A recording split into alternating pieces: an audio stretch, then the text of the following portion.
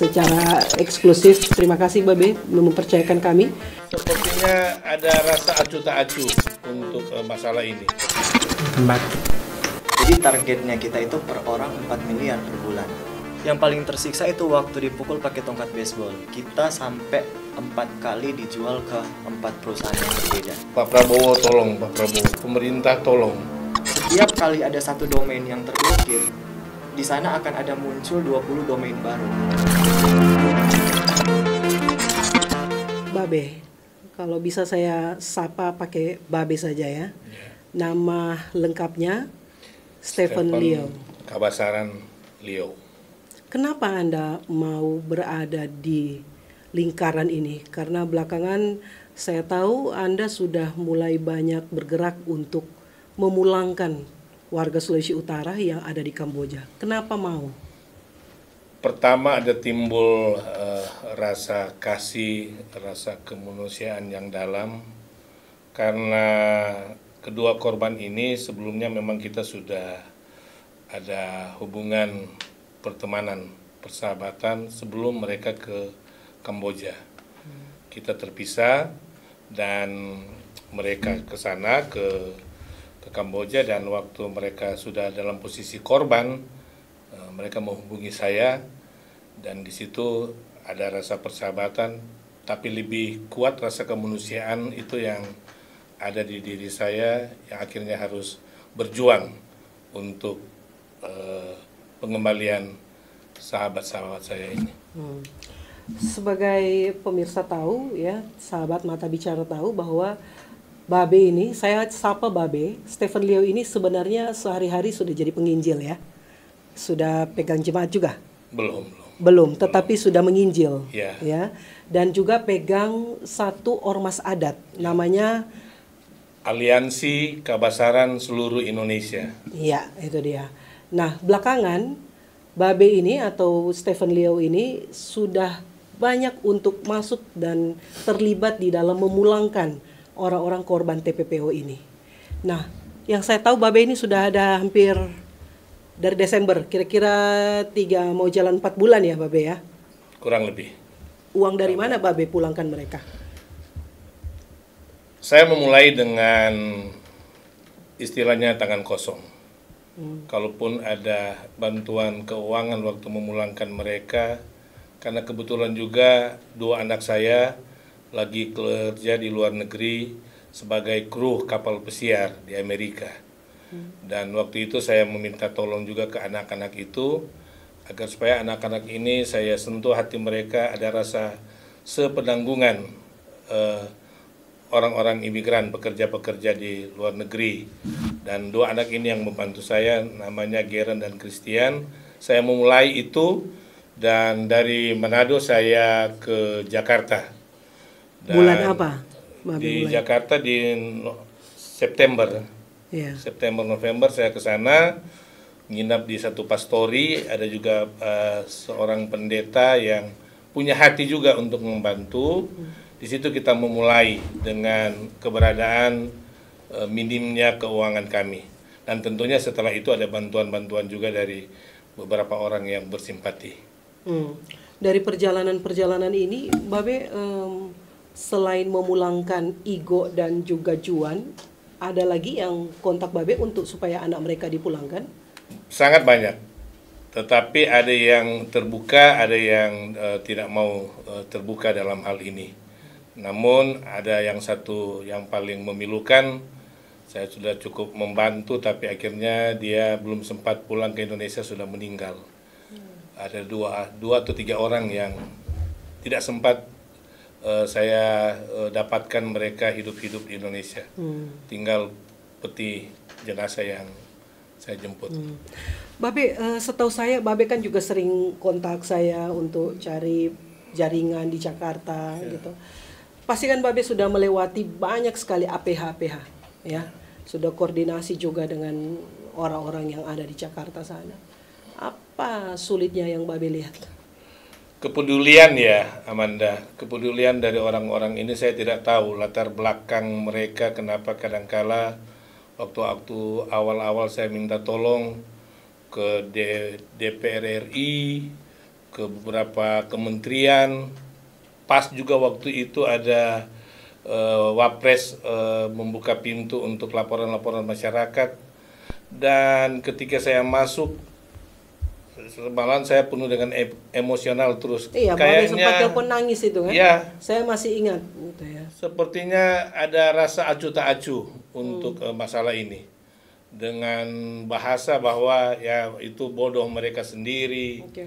Ya, seperti itu bahasa-bahasa, dan saya berjuang tentunya dengan tanpa pamrih, ya sampai juga emosi di beberapa situasi dan kondisi. Saya cukup keras waktu itu untuk bersuara. Karena kalau saya lihat perjalanan Babe ini sudah diliput oleh semua media, Babe. Ada media nasional, ya termasuk di Metro TV, saya lihat juga di TV One ya, kalau tidak salah di Kompas TV, dan semua media-media nasional dan juga yang media-media mainstream juga sudah meliput. Jadi tapi hasilnya sebetulnya Amanda, waktu itu saya diliput cukup panjang ya. Kita ceritakan, kita bersama-sama untuk membongkar kasus ini dengan beberapa wartawan, tapi ada ketakutan-ketakutan tertentu yang saya harus buka pada saat ini. Ada apa dengan negara kita menghadapi masalah ini? takutnya ada rasa apa ketakutan maksudnya? yang luar Apa biasa. ada yang terlibat di dalam, ada oknum-oknum kita? Sepertinya saya lihat seperti itu. Mafia gitu ya? Iya, karena di sini Amanda ada perputaran uang yang sungguh luar biasa di perdagangan orang ini. Ya. Oke, kita pindah dulu ke Igo dan Juan. Di awal tadi sebelum kami mulai, kami bertanya dulu apakah dua narasumber yang dipulangkan oleh Babe ini bersedia untuk di cover up atau dibuka semua. Karena di sebelumnya mereka berdua ini tidak ditampilkan secara utuh wajahnya. Tetapi saat ini secara eksklusif, terima kasih Babe mempercayakan kami dan bisa buka-bukaan kita di sini ya. Dan Juan juga Igo sekarang tidak takut lagi wajahnya tertampil secara terekspos begini? Sudah tidak lagi. Igo? Kenapa?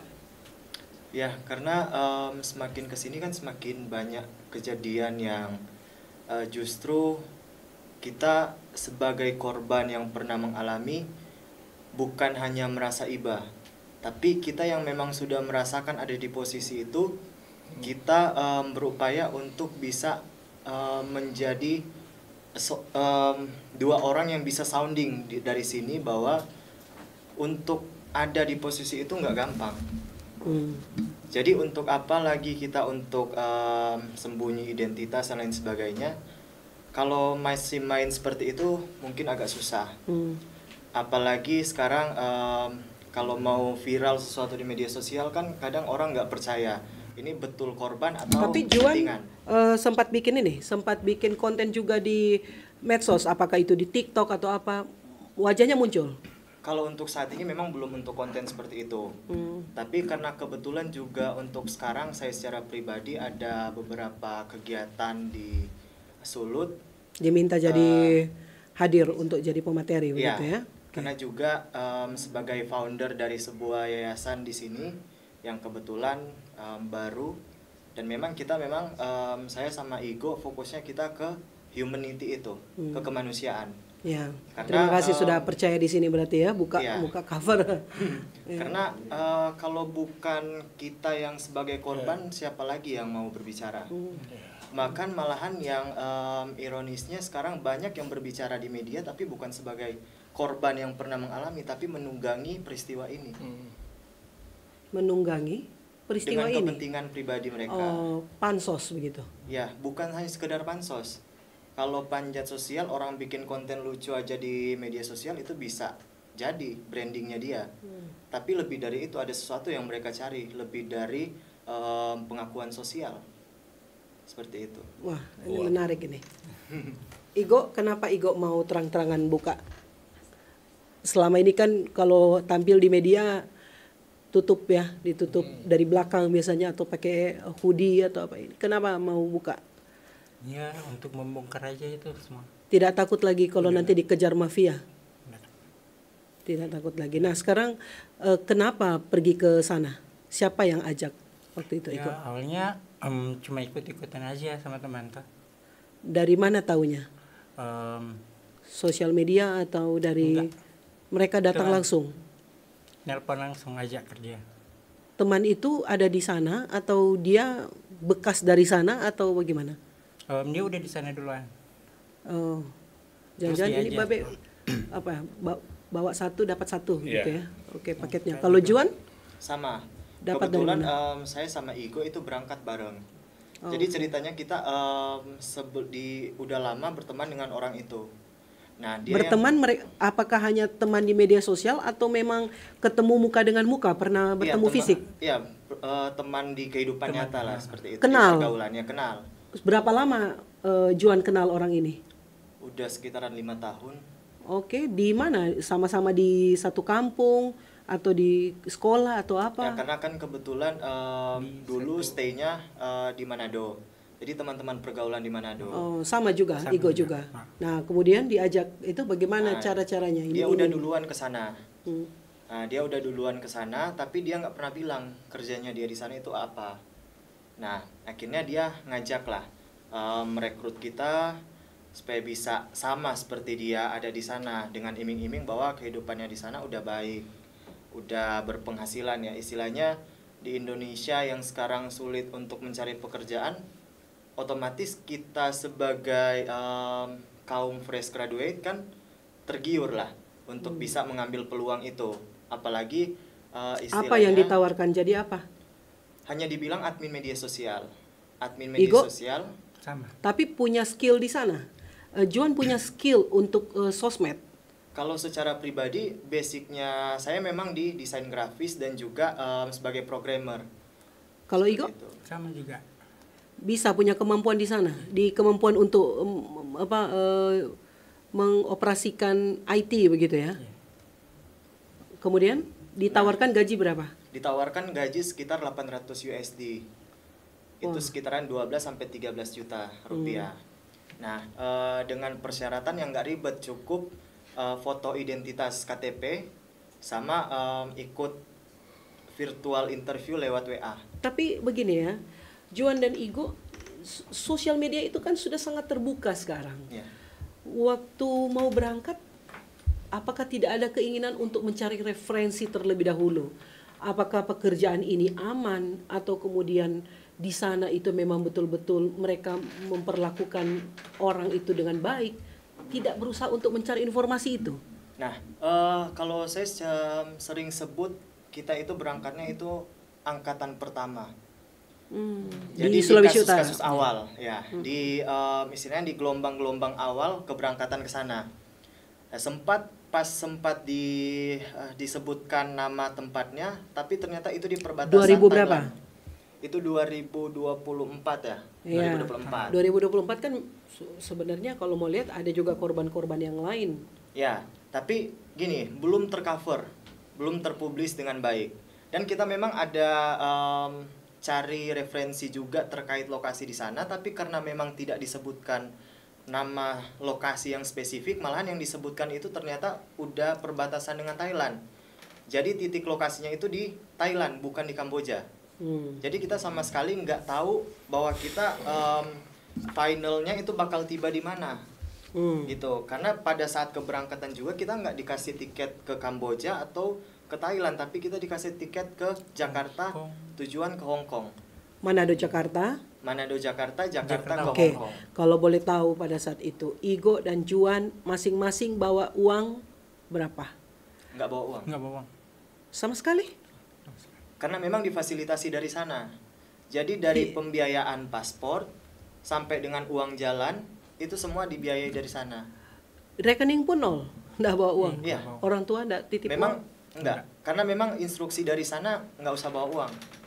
Oh, Karena rupiah di sana nggak bisa kepake gitu. Jadi memang sudah di cover dari sana. oke. Jadi berdasarkan rasa percaya kepada teman itu, kalian pernah sebut namanya di media? Belum. Tapi mungkin tugas kalian juga untuk ingatkan teman-teman bahwa nama inilah yang Ya. membawa kalian. Jangan sampai nanti ada korban yang lain. Ya memang ini nanti akan terbuka ya, akan diekspos, tetapi di lingkungan kalian harus memberitahu bahwa itulah nama ini yang membawa kita, agar supaya tidak ada lagi yang jadi korban selanjutnya. Saya ingin tahu, Babe kan pertama dapat kontak, kemudian bagaimana caranya untuk memulangkan mereka. Dan Babe juga sempat beberapa kali kontak juga dengan saya kan. Nah, pada saat Babe mau pulangkan mereka, itu ada beberapa rencana yang Babe rencanakan juga. Nah, tapi ternyata semua itu, tidak semua sesuai dengan ekspektasi. Babe capek dengan ini? Bukan capek lagi, trauma ada. Pertama saya harus menghadapi mafia-mafia ini. Ada satu orang yang belum sempat ke Kamboja, dia masih di Jakarta, kita sudah hadapi juga orang seperti itu. Dan mafianya jelas ada di Jakarta. Saya harus berjuang dengan keberanian, karena ini masih di posisi di Jakarta orang ini. Dia orang ini, Babe kalau boleh kita buka-bukaan, orang ini apakah dia tanda kutip aparat atau apa gitu, Babe? Jadi kategori mafia ini sebetulnya yang luar biasa.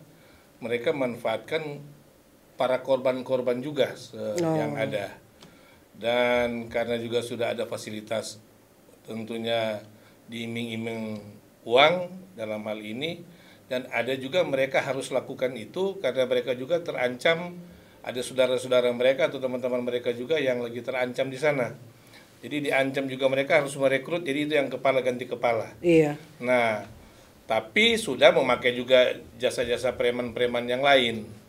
Jadi agar supaya mereka berani, mereka pakai juga kekuatan-kekuatan orang-orang yang notabene dikatakan preman-preman di Jakarta.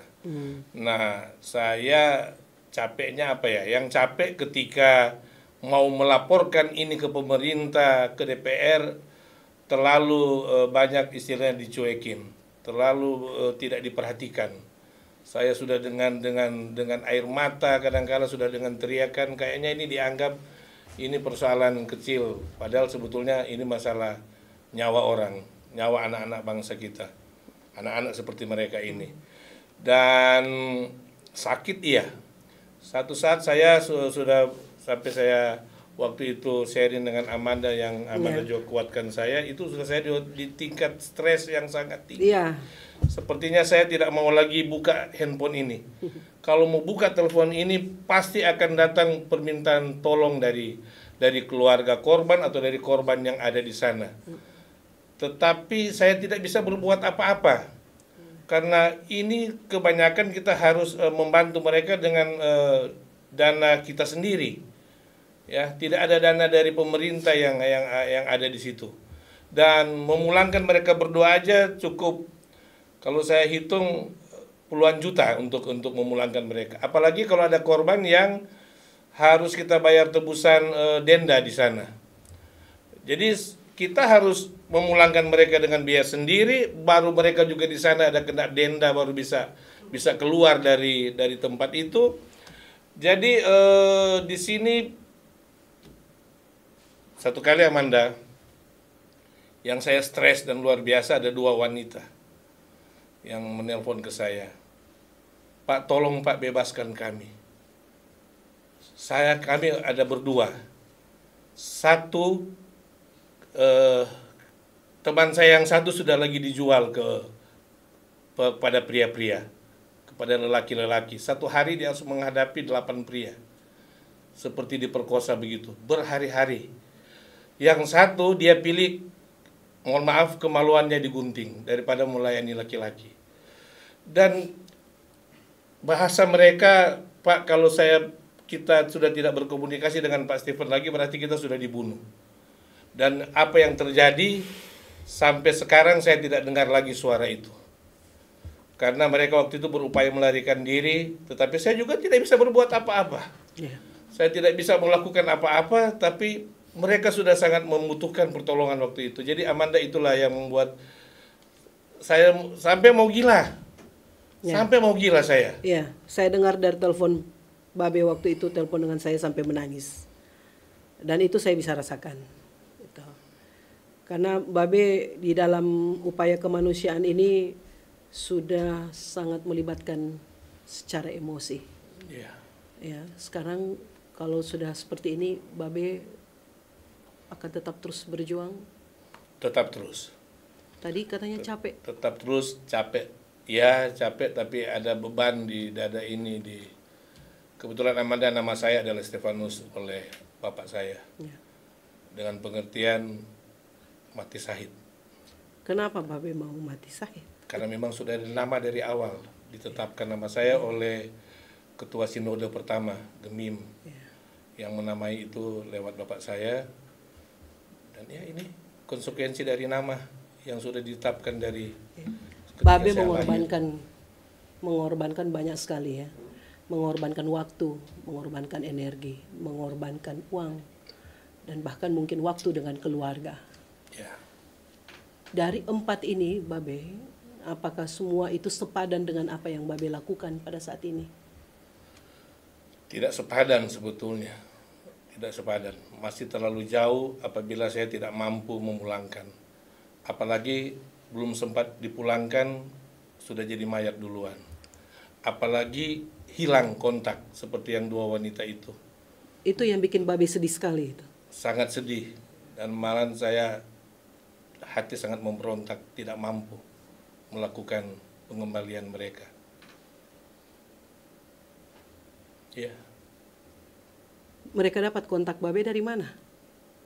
Di sana mereka masih bisa saling membagi-bagi kontak. Jadi mereka bersembunyi, ada malah ada yang kontak saya masih di posisi di bawah tanah. Di bawah tanah mereka ada sekitar 20 orang. Beberapa sedang dibunuh, sedang disayat-sayat. Ada 1 orang Babe yang percaya semua itu? sangat percaya dan karena visualnya ada. Jadi mereka waktu itu ke saya dengan visual, dengan video call. Jadi itu yang membuat saya stres itu, hampir gila. Lihat tuh perlakuan yang ada. Igo ini aja pertama waktu saya terima video dia, saya video call dengan dia ini hancur mulutnya. Rahangnya hancur. Waktu justru dia berteriak sakit dan lapar, justru dikasih makan batu dia. Batu yang ada di akuarium itu yang dimasukkan. Kalau dia tidak telan, kasihan ini. Kalau dia tidak telan itu batu itu yang di akuarium itu, justru ini mulut dia dipukul dengan martil dan dia posisi hancur banget waktu itu. Igo waktu itu telepon, Igo panggil apa? Babe. Igo waktu panggil Babe karena sudah rasa tersiksa sekali, dapat kontaknya Babe dari mana? Ya awalnya memang udah ada kontak kan. Terus kamu disuruh makan batu, waktu itu apa? Video call atau kirim video? Memangnya bisa pakai handphone di sana? Oh, pas kalau itu nggak bisa. Jadi pas dihukumkan dimakan batu. Ya, karena udah tersiksa, saya sama rekan saya kan dari perusahaan itu kabur. Maaf Igo, ini bukan mau mengingatkan kembali penderitaan yang kemarin. Igo masih sedih tidak kalau ingat itu? Ya sedih banget kalau ini. Yang waktu itu makan aja susah. Dikasih makan apa? Makan batu. Dimakan batu kalau tidak menghasilkan uang. Iya. Terus dipukul sama tongkat baseball. Terus dihukum kepala di bawah, kaki di atas selama 6 jam. 6 jam, pingsan Igo. Ya, mungkin ada rasa tapi ya, Waktu itu di pikiran Igo, waktu disiksa seperti itu apa? Pulang atau sudah pasrah atau apa? kalau dari pikiran pasrah aja. Soalnya kalau mau mengelawan ya lebih siksa juga hukumannya.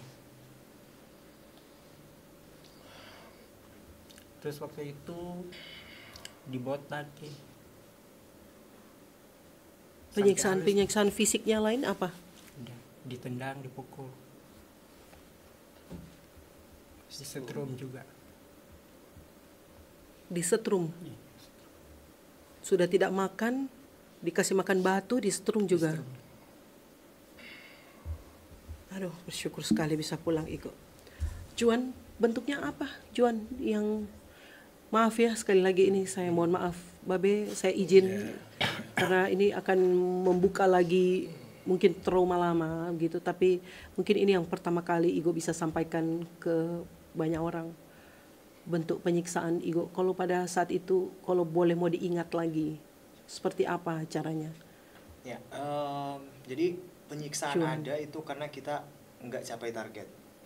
Jadi targetnya kita itu per orang 4 miliar per bulan. Dengan 4 sistem miliar rupiah. ya rupiah.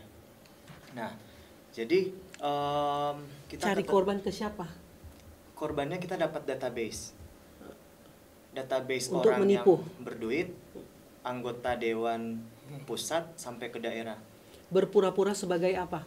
berperan sebagai wanita. Kemudian Kita harus mengajak korban untuk join trading atau join berbelanja di toko online seperti itu. Jadi 4 miliar itu targetnya per bulan, oke, per bulan per orang. per orang. Kalau nggak capai ya kayak tadi penyiksaan yang tadi. Jadi Juan juga sempat mengalami itu iya. Tapi karena tidak capai target. iya. Kadang kan kita karena sekarang waktu itu kita kerja di sana kondisinya pemerintah lagi giat-giatnya pemberantasan judol, scam. Akhirnya link-linknya kita itu terblokir kan. Tapi perusahaan itu nggak mau tahu dengan itu. Yang mereka tahu kita itu sebagai mesin penghasil uang harus terus menghasilkan. Mereka nggak mau tahu kondisi di negara korbannya kita itu seperti apa. Jadi seperti itu. Jadi penyiksaan-penyiksaan yang didapat itu kayak tadi, posisinya kayak tengkurap di lantai, nanti dipukul pakai. Juan pulang dari sana badan ini sudah naik badannya. Ini udah naik, lebih kurus. Igo kemarin lebih kurus lagi dari ini. Juan sekarang sudah naik berapa kilo? Sekitaran 5 kilo naik. Wah, kurus kering waktu itu ya. Iya. Apa yang dialami Juan waktu itu? Disiksa dengan cara apa? Tengkurap di lantai terus dipukul pakai tongkat baseball. Dipukul di bagian mananya? Bagian belakang. Malahan kena sampai tulang ekor waktu itu. Belakang Punggung. punggung. Belakang iya. Terus Sama ada juga yang strum, tergantung. yang dialami Juan saja. Yang Iya. Juan alami apa? Strum sama yang Disetrum, dipukul pakai iya. tongkat baseball, kemudian Sama dipukul langsung pakai tangan kosong sama leader. Berdiri setengah jongkok juga. Berdiri setengah jongkok. berdiri setengah jongkok. Iya. Kayak Itu. tokek. Kayak tokek berdiri. Selama berapa jam? Itu 6 jam. Yang paling dirasakan tersiksa itu waktu diapakan? Yang paling tersiksa itu waktu dipukul pakai tongkat baseball. Karena kebetulan waktu itu kena sampai tulang ekor. Terus siapa yang membantu Anda untuk berdiri? Tidak ada yang bisa membantu. Kalau ada yang bisa membantu, yang membantu itu yang kena hukuman lagi. Waktu mengalami penyiksaan ada juga bisa dilihat ada teman-teman lain juga yang disiksa. Enggak, tapi kita ada di ruangan-ruangan khusus. Jadi yang disiksa itu di satu ruangan, tapi eksekusinya semua di situ. Enggak di depan umum. Yang lain tetap kerja di ruangan kerja. Yang menyiksa orang siapa? Orang Indonesia. Tapi bosnya itu kan Cina asli. Tapi otomatis bos nggak mau tangannya kotor. Jadi mereka melibatkan atau mengkambing hitamkan orang Indonesia. Seperti itu. Pada saat disiksa dan kemudian tahu orang yang menyiksa kalian ini juga orang Indonesia, apa di pikirannya Juan? Sedih sebenarnya. Karena kita niatnya sama-sama merantau untuk mencari uang. Tapi ternyata jadinya seperti itu. Dan perlu diinformasikan juga, dibuka di sini bahwa kita sampai 4 kali dijual ke 4 perusahaan yang berbeda. Di 4 provinsi yang berbeda di Kamboja. Juan dapat uang dari situ? Enggak semua hak kita dapat di situ. Malahan habis semua. Habisnya dipakai untuk apa? Kan pas kita kabur kita butuh untuk bayar juga ke kedutaan. kadang masih di dalam perusahaan itu perusahaan ambil balik. Bayar di kedutaan, bayar apa? Untuk proses pemulangan, pengurusan administrasi. Keluhan-keluhan kalian itu di kedutaan? Jadi sebenarnya kalau Tidak didengar atau? kalau secara pribadi ya, Bagaimana sebagai- bisa lari? Sebentar, saya jeda lagi. Kalian kan ada di dalam asrama gitu ya, terkurung. Bagaimana bisa keluar dari asrama kemudian lari ke kedutaan? Ya, jadi kita kan terakhir yang pas kabur itu kita ada di daerah provinsi Sihanoukville atau sering disebut KPS di sana. Di sana kita ada di satu area yang memang kita nggak bisa keluar, kiri kanannya itu tembok yang ada listriknya di tiap pagar durinya Nah, itu. bagaimana bisa keluar dari Kebetulan situ? waktu itu di timnya saya dan juga Igo capai target di tim itu. Jadi dapat reward dari bos untuk bisa keluar makan malam di luar setelah kerja. Nah di situ langsung berpikiran ini kesempatan untuk bisa kabur. Akhirnya kasih tahu Igo walaupun tidak ada apa-apa di tangan, paspor tidak ada di tangan, karena selama kerja kan kita di sana paspor ditahan. Paspor nggak ada, handphone juga hanya satu yang diselipkan, semuanya barang di mes. Kita kabur dengan modal waktu itu $65 untuk bayar taksi ke lokasi kedutaan di Phnom Penh. Lalu? Tapi waktu itu belum langsung bisa ditindaklanjuti oleh kedutaan. Kita keluar, kan tidak ada fasilitas asrama untuk penampungan KBRI yang di KBRI di sana untuk WNI yang bermasalah. Jadi kita itu diinstruksikan untuk mencari penginapan sendiri di luar dengan pembiayaan pribadi. Nah pas kita keluar dari KBRI itu, pas kita mau cari makan, waktu itu mohon maaf kita makannya ngambil dari tempat sampah di pasar, di pinggiran jalan. Nah pas kita mau makan di situ kita ketemu dengan agen yang pernah menjual kita. Nah diculik lagi di situ, dibawa ke daerah provinsi Phoi Phet, perbatasan dengan Thailand. Dijual lagi di sana. Jadi sempat berapa kali dijual? 4 kali. Ke 4 provinsi yang berbeda. Dengan kerja yang sama? Kerja yang sama, ada judi online, ada juga scam. Waktu ketemu dengan para penjual-penjual ini, kan sudah berhasil keluar kan? Ketemu dengan mereka dilapor ke bos yang sebelumnya tidak? Dilapor bagaimana?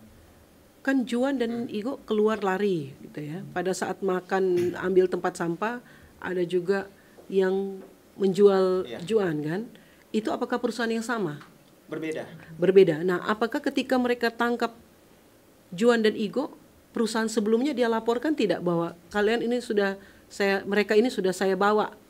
Tidak, karena perusahaan yang baru yang akan ambil itu bayarannya lebih mahal. Waduh. Minum dulu.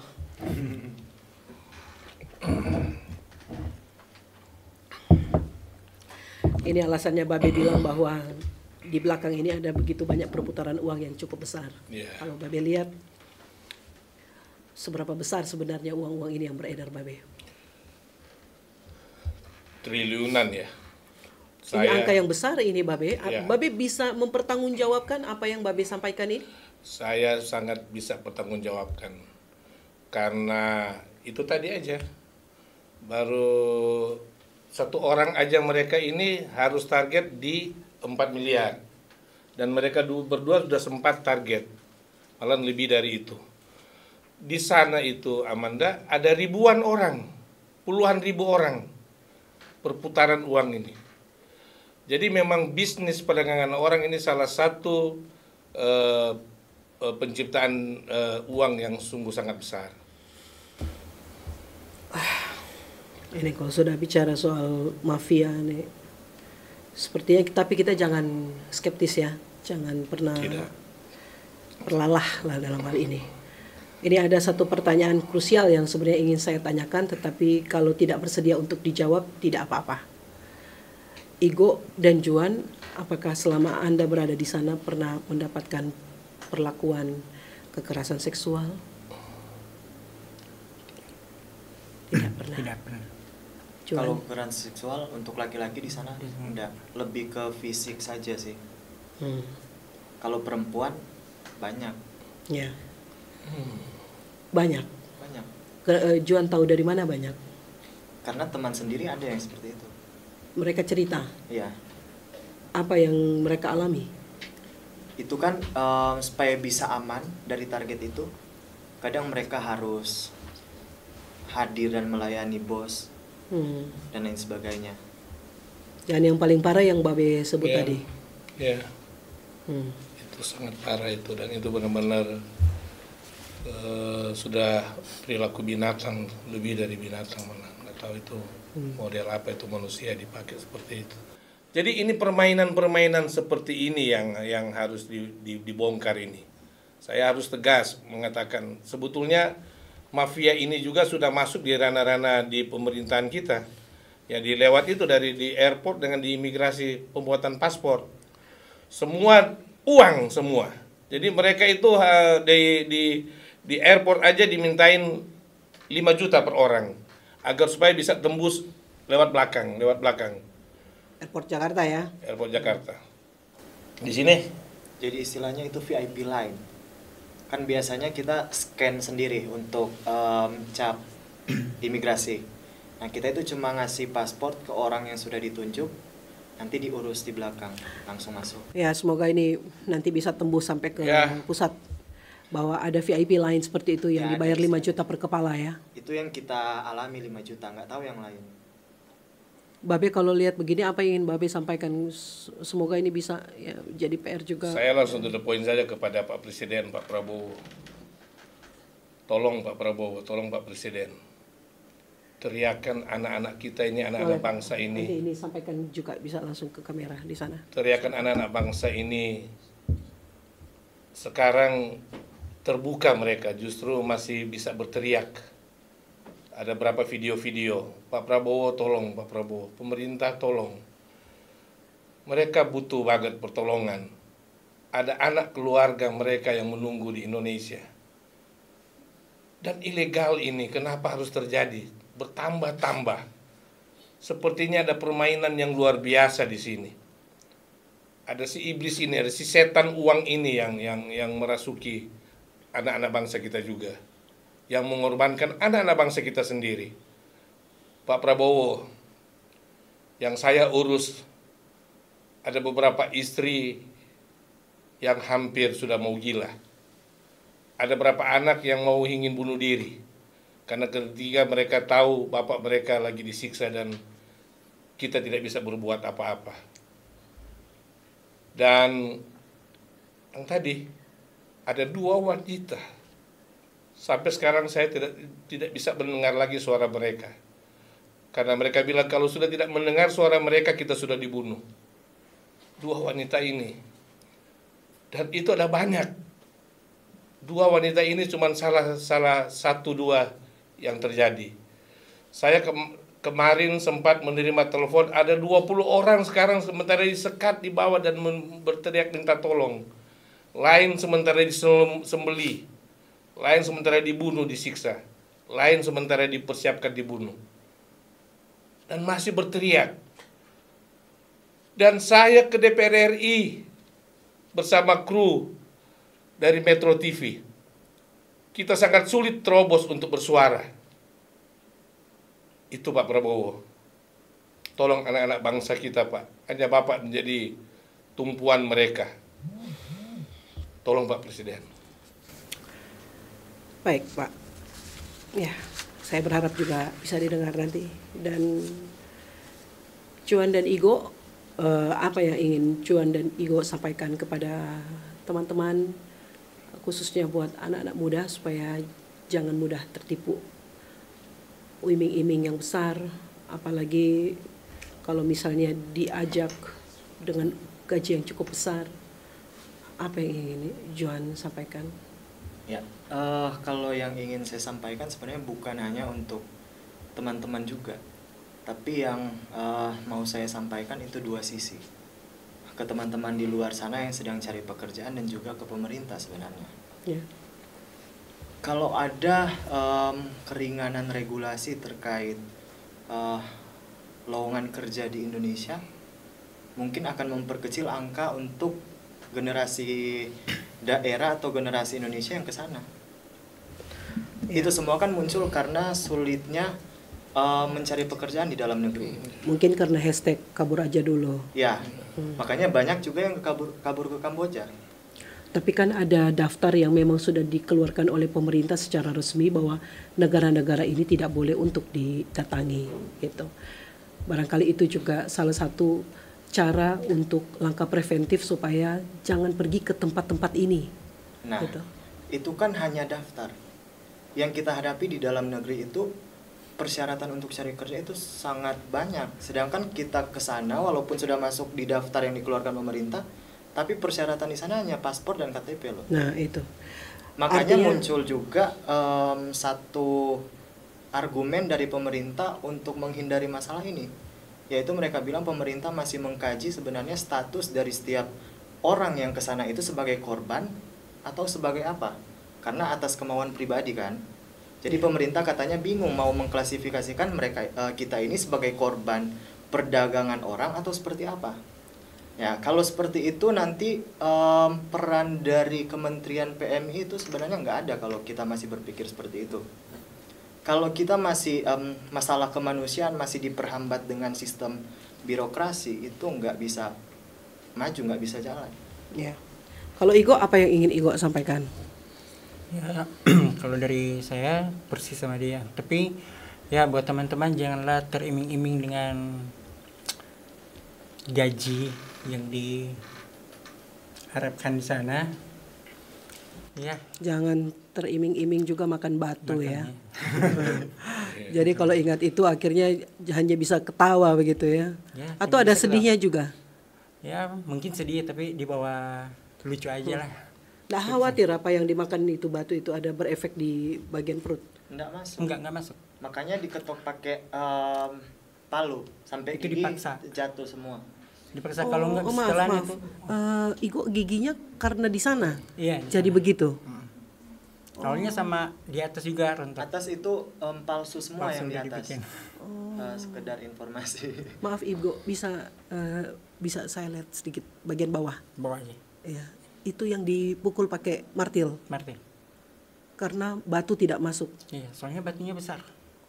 Dipaksa gigit. Mau dipaksa gimana pun kan nggak bisa masuk, nggak bisa Ditelan. tertelan. Nah, Kalau nggak bisa gigit sampai hancur Dipukul pakai dipukul pakai martil. martil.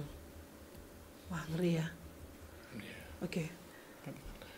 Jadi Babe kalau mau lihat memang cara kerjanya itu gampang, mungkin juga bisa disampaikan kepada adik-adik kita ini, anak-anak kita.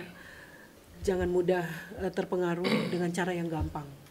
Ya. Karena apapun itu Juan, kalau misalnya kita masuk dengan cara yang gampang, easy come, easy go. Ya, jadi jangan terpengaruh dengan cara-cara yang gampang. Karena memang untuk bekerja di luar negeri, kita suka atau tidak suka memang harus ada prosedur-prosedur dan ada kriteria di sana. Apakah di negara sana membutuhkan kompetensi ini atau tidak. Nah mungkin itu yang tadi sempat Juan sampaikan bahwa terlalu banyak persyaratan. Tapi itulah persyaratan itulah yang dibutuhkan di negara sana. Intinya semakin mudah kita bisa ke sana, berarti ada tanda tanya di belakang. Mau jadi apa sebenarnya di sana. Nah kalau sekarang, kalau Babe melihat kondisi sekarang seperti ini, apalagi sekarang dengan hashtag kabur aja dulu, apakah pengalaman Juan dan Igo ini bisa membuat yang lain-lain ini tidak jadi ke sana atau seperti apa nanti Babe? Tidak bisa kalau memang pemerintah tidak dengan aparat hukum yang benar turun tangan dalam hal ini. Kalau mau tunggu keajaiban itu sangat sulit. Karena mereka juga anak-anak ini kadangkala terhimpit dengan kebutuhan. Yang susahnya kita mau berbuat, yang menyiksa juga mereka orang-orang korbannya juga kebanyakan.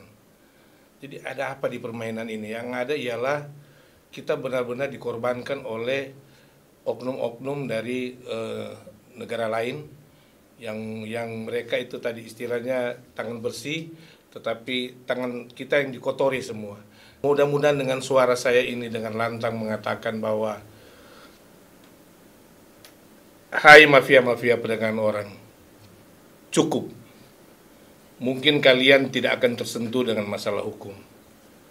tetapi kamu akan terkena dengan dampak Tuhan pasti marah. Tapi kalau kamu memang adalah korban, segera berubah. Jangan tambah lagi korban-korban yang ada di daerah kita atau di Indonesia ini. Dan harapan saya, korban-korban ini kita harus rangkul. Mereka, anak-anak ini kita harus tetap jaga. Jangan biarkan atau jangan cuma dipakai untuk kepentingan-kepentingan konten dan atau cuma kepentingan-kepentingan justru mencari uang dengan mereka. Apalagi yang menyiksa mereka itu ternyata orang sesama kita ya. Di sana. Itu paling menyedihkan bagi saya sebenarnya. Sesama anak bangsa begitu. Kemudian harus apakah mungkin dia juga ditekan atau dipaksa gitu, kita tidak tahu. Sekarang Juan dan Igo sudah pulang ke sini. Tadi saya waktu di bawah saya bilang kemurahan Tuhan ya. Ya, di sini ada istri dari Babe. Terima kasih sudah selalu mendampingi. Support. Igo dan Juan sudah pernah berterima kasih ke Babe? Sekarang silakan. Mungkin kalau datang sama-sama cuman sampai datang merasa, tapi kalian tahu tidak bahwa Babe ini waktu memulangkan kalian berdua ada begitu banyak sekali yang dia korbankan. Saya sampai bilang ke Babe waktu itu, Babe punya keluarga. Babe punya istri, punya anak. Dan Babe menghabiskan waktu berbulan-bulan di Jakarta untuk mengurus, termasuk kalian berdua. Dan saya bilang itu tidak semua orang punya hati seperti itu. Karena kalau sudah mengorbankan keluarga, apalagi meninggalkan berbulan-bulan. Saya lihat di sana, ibu sampai menangis. Saya bilang, Babe pilih yang mana? Anak sendiri, istri yang ada di dalam, atau tetap mau menolong orang? Tapi ternyata memang Babe ini punya hati yang mulia. Saya ingin lihat Juan dan Igo berterima kasih langsung kepada Babe. Dan juga Ibu Desi sana sedang menangis ya. Belum sempat bilang terima kasih kan? Pasti ya. Sudah, orang sempat satu kamar di Jakarta, sempat berkeluh kesah, tidur bareng, dan ya tentunya mereka ini adalah anak-anak bangsa yang harus berterima kasih. Sebetulnya saya juga yang harus kita berterima kasih kepada Tuhan Yesus. Tuhan Yesus penolong kita semua sebetulnya. Kalau manusia tidak akan mampu sebetulnya. Mudah-mudahan itu suara kita ini bisa ke air mata kita ini masih bisa sampai ke Pak Prabowo kali ini. Igo masih punya orang tua? Masih. Mama papa masih lengkap? Masih. Juan ya. Igo masih lengkap? Masih. Masih tinggal bersama atau terpisah?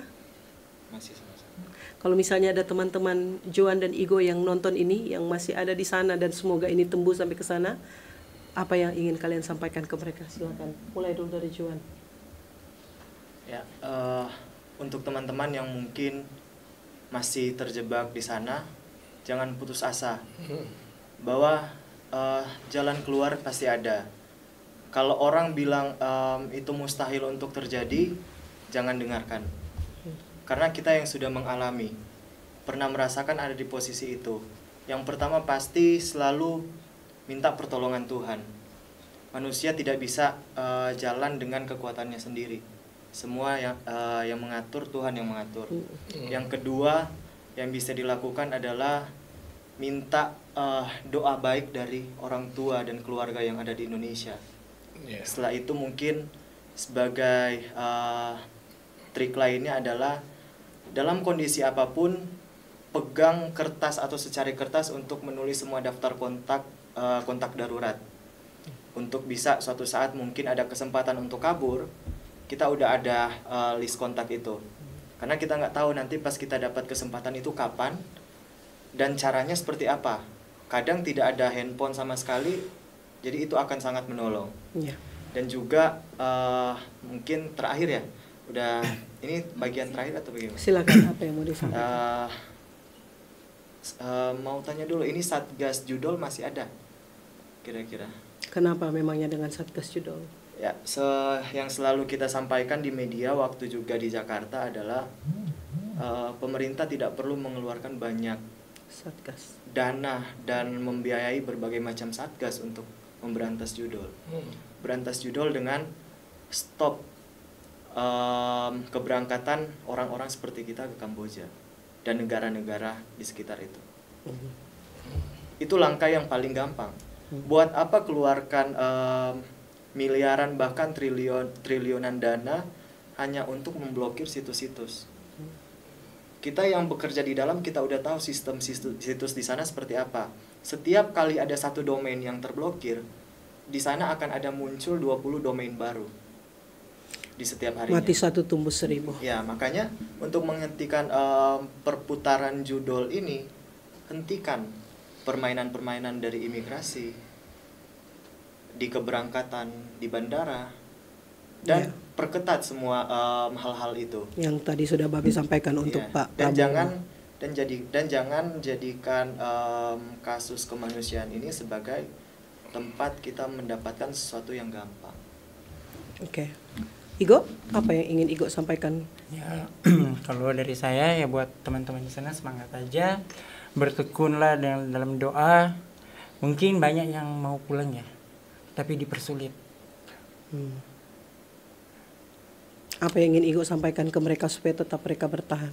Ya, percaya Tuhan dan berdoalah. Seperti kita berdua. Oke. Satu hal lagi, satu pesan saya.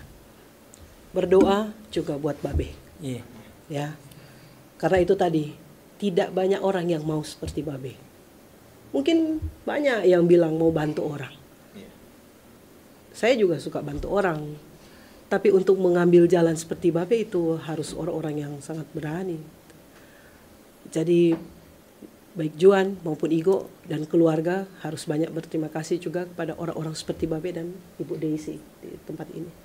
Karena mereka sangat-sangat banyak yang mereka korbankan. Anak, waktu, keluarga. Bahkan yang saya tahu Babe sudah minum obat ya. Ya, jaga kesehatan Babe. Baik, terima kasih untuk sudah tampil eksklusif di Mata Bicara. Dan semoga apa yang kita bicarakan pada malam hari ini bisa bermanfaat. Terima kasih dan sampai jumpa.